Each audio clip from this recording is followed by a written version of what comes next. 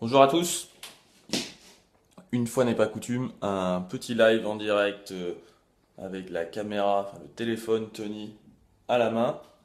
Hop, zut, si les gens me parlent en même temps, ça fait ça.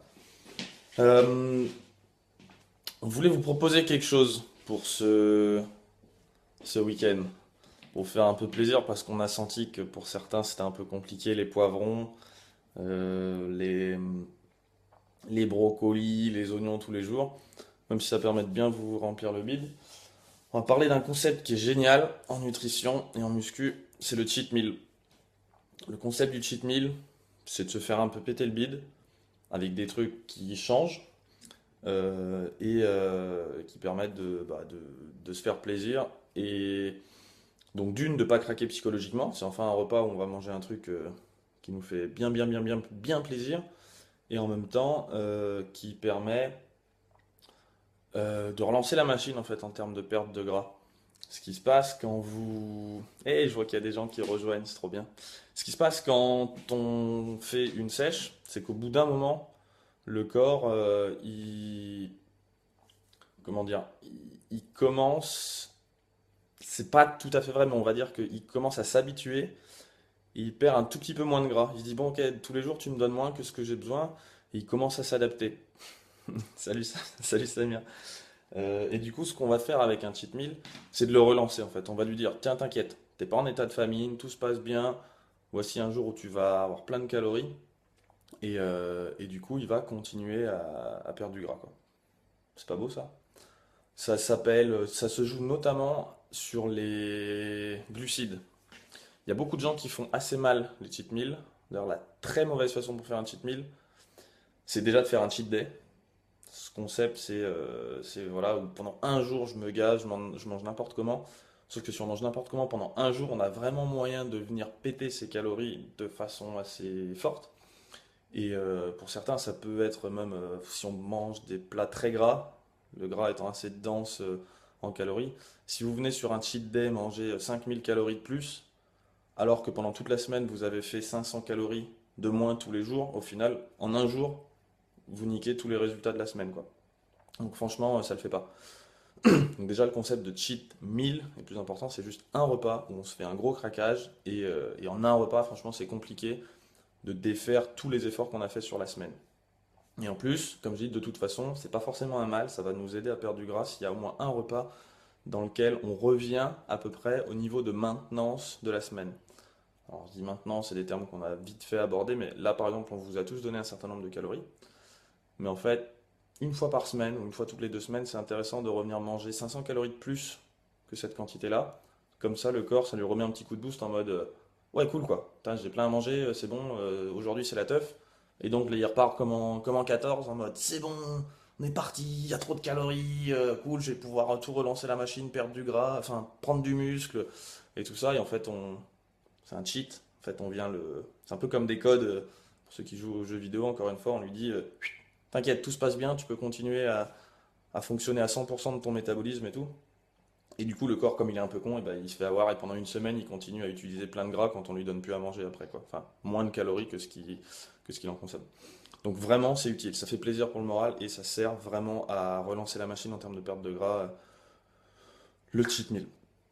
Après, comme je dis, il y a des mauvaises façons de le faire, c'est de manger beaucoup de gras, parce que quand même c'est très dense et le gras se stocke assez facilement en gras lui-même. Il n'y a pas de transformation de la molécule de gras qu'on mange pour la stocker en molécule de gras dans le corps. Et quand on consomme de l'alcool, si on consomme de l'alcool, en fait le corps ne stocke pas l'alcool, mais je change de bras parce que ça fatigue. Euh, Quand on consomme de l'alcool, le corps n'utilise pas les calories de l'alcool pour les stocker, il ne peut pas les stocker. En revanche, il les utilise de façon instantanée. Donc soit vous êtes en train de faire une activité physique, et dans ce cas-là, le corps utilise les calories de l'alcool pour bouger, pour faire ce que vous êtes en train de faire. Mais à un moment, si vous buvez 3 litres de rouge d'un coup, de toute façon, même si vous courez un marathon, elles ne seront pas forcément toutes utilisées. Pardon. Et du coup, si vous mangez en plus d'un verre d'alcool, par exemple, ou de plusieurs verres d'alcool, là, par contre, les calories que vous mangez, elles peuvent être stockées par le corps. Et comme l'alcool, lui, c'est la priorité de ce qui est utilisé, forcément, tout ce qu'on mange est directement stocké. Et donc, si on mange un truc qui se stocke très facilement, comme du gras, tout en buvant de l'alcool, et ben voilà, en gros, tout ce qu'on mange c'est directement stocké. Donc voilà, les mauvaises façons, malheureusement, c'est celles qui sont le plus utilisées. Et ça peut le faire de temps en temps quand même, faut se faire plaisir aussi, mais la mauvaise façon de faire un cheat meal, c'est d'une, de faire un cheat day, de deux, de consommer beaucoup d'alcool, de trois, de manger beaucoup de gras, tout en consommant de l'alcool.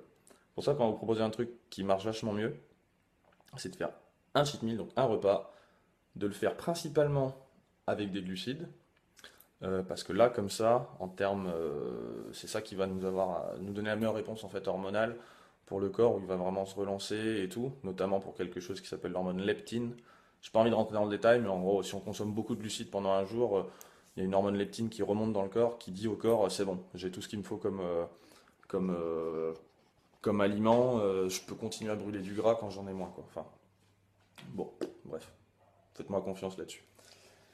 Et donc, une très très bonne façon, peut-être, pour demain par exemple, que vous retiriez le repas du soir, vous mangez le matin comme prévu, vous mangez vos shakes dans la journée, mais le soir, au lieu de manger votre repas du soir, vous allez vous faire un ou deux shakes en plus, par exemple, pour avoir quand même votre dose de protéines.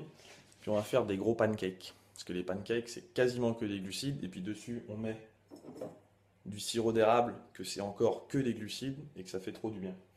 Moi, j'ai ma petite recette que je fais, qui est en gros 150, 125 grammes de farine, 240 millilitres ou 240 grammes de lait de riz, de boisson de riz, un œuf,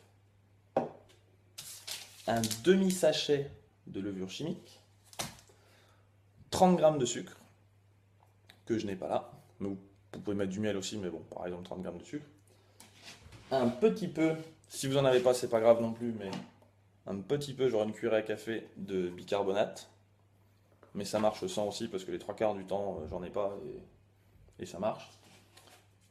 Une pincée de sel, on mélange le tout, c'est super pratique, super facile franchement à mélanger. À la fourchette ça passe, si vous avez un mixeur, bon, bah, vous le faites au mixeur, mais franchement ça fait pas comme la pâte à crêpes, c'est super pratique à mélanger. Ensuite, un tout petit peu de beurre au fond de la poêle, parce qu'encore une fois on est en train d'essayer de minimiser les glucides, les lipides, pardon. Vous pouvez quand même en mettre un petit peu. Donc là, modèle de poêle qui va bien, qui est tout propre, qui adhère pas, donc je peux me permettre de ne pas mettre beaucoup de beurre. Et vous faites chauffer ça. Avec la quantité que je vous ai donnée, il y a de quoi se faire soit deux énormes pancakes, soit quatre moyens. Et ensuite, vous vous gavez de sirop d'érable dessus, vous en mettez plein, ou du caramel, parce que c'est principalement du sucre aussi. Le caramel, c'est jamais que du sucre chauffé, ou du miel. Voilà, principalement des trucs sucrés. Maintenant, si vous avez aussi vraiment envie, je sais pas, là j'ai un peu de. Par exemple, il y a du beurre d'amande qui est bon aussi, du beurre d'amande MyProtein, mais c'est quand même plus de gras. Bon, maintenant, si c'est vraiment votre kiff, vous pouvez en mettre. Ça va pas changer la face du monde. Je vous donne juste la façon optimale de le faire. Mais on est aussi là pour cheater et se faire plaisir. Du Nutella, par exemple, mais pareil, c'est du Nutella vegan et super artisanal. Voilà. Il y a un peu plus de gras aussi, mais bon, si vous aimez vraiment ça, allez-y sur les pancakes, ça fait plaisir. Et avec cette recette là que je vous ai donnée, ah oui, vous pouvez aussi mettre une petite dose de prot dedans, si vous voulez, avec la farine. Donc 25 grammes de protéines, c'est pas obligatoire, mais vous pouvez, ou vous pouvez vous la boire à côté. Et donc avec tout ça, vous avez à peu près 1000 calories, si vous mangez tout ça avec le sirop d'érable et tout, et c'est franchement principalement des glucides. Donc on approche ouais, les 250 grammes de glucides dans un repas. Voilà, donc n'hésitez pas à vous faire plaisir. Vous pouvez même vous en faire une portion et demie de ce que j'ai mis, vous multipliez tout par un et demi, ça passera aussi. Attendez-vous à bien manger, à vous faire vraiment péter le bide, c'est un bon plaisir. Voilà ce qu'on propose pour ce cheat meal là, sachant que pour la semaine prochaine, on va s'y prendre un tout petit peu en avance et on va s'arranger pour que vous ayez le cheat meal parfait avec ce qui vous fait kiffer. Parce que là, moi, c'est un peu mon cheat meal, c'est un peu le truc qui est bien calibré, qui est parfait et tout. Et en plus, moi, j'adore les pancakes. Mais on va vraiment faire en sorte, je me souviens plus trop qui, j'ai noté hier dans mon petit carnet. Qui est-ce qui fait? Ah oui, c'était Harry.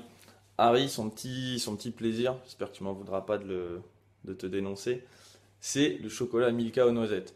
Et ben voilà, on va pouvoir aussi s'arranger pour faire un cheat meal avec plein de chocolat Milka aux noisettes. Et donc on va vous demander un petit peu de nous dire quel est votre petit, euh, comment dire, votre petit faible, le truc dont vous avez vraiment envie. Et on va s'arranger pour vous faire un gros gros cheat meal qui fait en sorte que euh, ça va très bien passer avec vos macros, avec tout ça. Ça va relancer la machine, vous allez vous faire plaisir. Ça va être ce genre de truc qui va vous permettre sur le long terme de tenir parce que ouais, ça fait partie de la vie de se faire des gros, des gros plaisirs comme ça. Et en plus, franchement, Côte d'Or, mon ami, me dit Samir. Euh, et voilà, parce que vraiment, comme on vous l'a dit, on n'est pas là pour vous arnaquer en mode marketing et vous dire, c'est trop facile en fait de donner aux gens un plan de nutrition super strict qui fonctionne, mais qui est juste pas tenable sur le long terme parce qu'on est quand même tous des humains. Et à un moment, on a besoin de se faire plaisir et de craquer sur des aliments qui nous font plaisir. Encore une fois, notre philosophie avec Nico, c'est vraiment que le corps, il doit être au service de votre vie et pas toute votre vie ne doit pas tourner autour d'avoir un corps de ouf, quoi. Surtout qu'on peut faire les deux. Euh, Pâté au chef. Pâté au chef. Ok. Bon, sur ce, je vous laisse. J'espère que vous avez bien compris. Si vous voulez, je peux réécrire en commentaire la recette. Voilà. 125 grammes de farine, 240 millilitres de lait de riz, euh, un demi-sachet de levure, une cuillère à café Ah là, je vous vois tous en mode oh purée, on va avoir le droit de manger tout ça, c'est trop bien. Un petit peu de bicarbonate. Et ensuite, en accompagnement, des trucs plutôt sucrés, mais allez-y, vous pouvez aussi mettre du chocolat dessus, hein, franchement, on est plus à ça près. Euh, mais voilà, si vous voulez le faire dans les règles de l'art, c'est principalement des glucides qu'on essaye de manger en un gros repas dans les 1000 calories de 1000 calories ou plus d'ailleurs de glucides. Ouais, t'inquiète Rodrigue, je vais l'écrire en bas. Bon, je vous embrasse, bon week-end.